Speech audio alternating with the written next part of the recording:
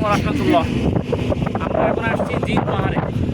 তো জিন পাহাড় মূলত আমরা বলে থাকি জিন পাহাড়, জিনে নাকি কোনো কিছু রাখলে, গাড়ি রাখলে বা বোতল রাখলে উল্টো দিকে চলে যায়। এটা আমরা আজকে এখানে ট্রাই করবো যে আসলেই সত্যি কি এই দিকে যায় কিনা।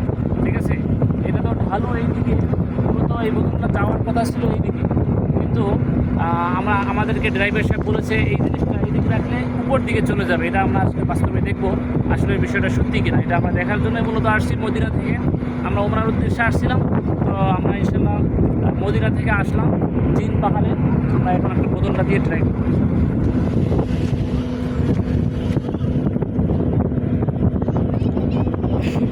সত্যিই চলে যাচ্ছে, আমি আরেকবার দিয়ে দেখি আসলে যাই কিনা।